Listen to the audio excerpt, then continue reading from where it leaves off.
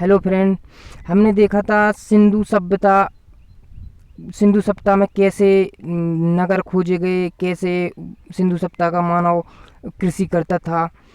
और जो नगर खोजे गए थे वो कौन कौन से खोजे गए थे, कौन सी नदी के किनारे कौन सा नगर मिला था, और जो उस नगर में अवशेष मिले थे वो किस प्रकार मिले थे। तो आज हम देखने वाले हैं सिंधु सभ्यता के प्रमुख स्थल में देखेंगे तो हड़प्पा है। जो हड़प्पा सबसे पहले नंबर पर खोजा गया स्थल था, जो पाकिस्तान के मोंटगोमरी ज़िले में स्थित था। रावी नदी है, जो हड़प्पा सभ्यता रावी नदी के किनारे पर खोजा गया शहर था। इसकी खोज दयाराम साहनी जी ने 1921 ईस्वी में की थी।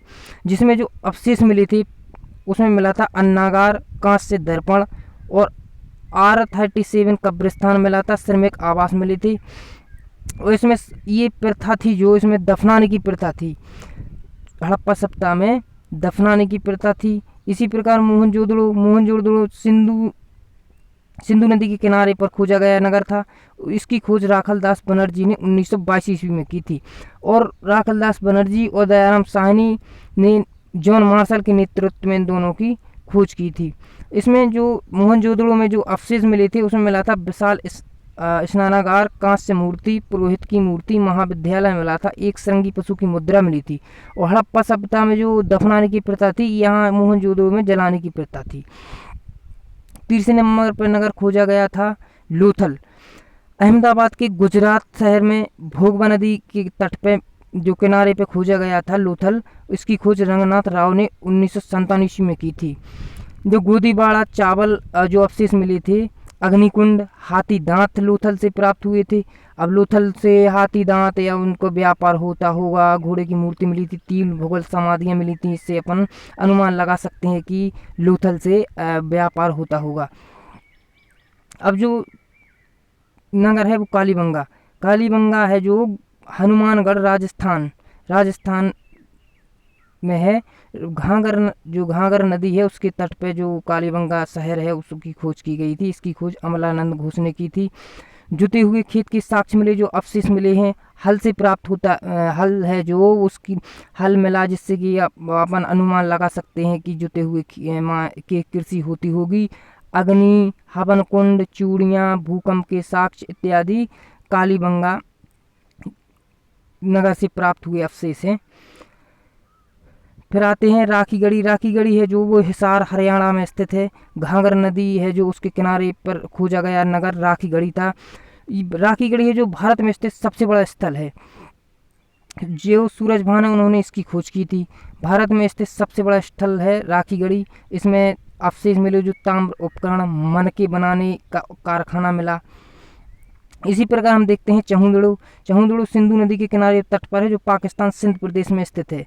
अर्नेस्ट मैके और मजूमदार ने इसकी खोज की थी। इसमें तो जो अवशेष मिले वो मिला है कंघा, लिपस्टिक, काजल और पाउडर। इसी प्रकार से हम आगे देखते हैं बनावली है, जो वो हरियाणा में स्थित सरस्वती नदी के किनारे खोजा हुआ स्थल था। मिट्टी का जो हल है वो बनावली से प्राप्त अवशेष है। इसी प्रकार हम देखते हैं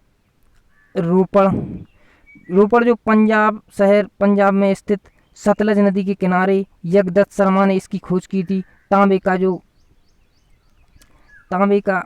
की कुल्हाड़ी यहाँ से प्राप्त हुई है।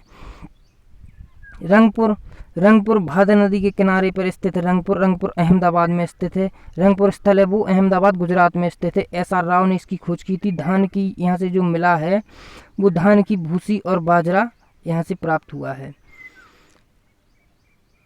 अब देखते हैं सुरकोटदा कच्छ गुजरात में स्थित है और सरस्वती नदी के किनारे तट पर स्थित है।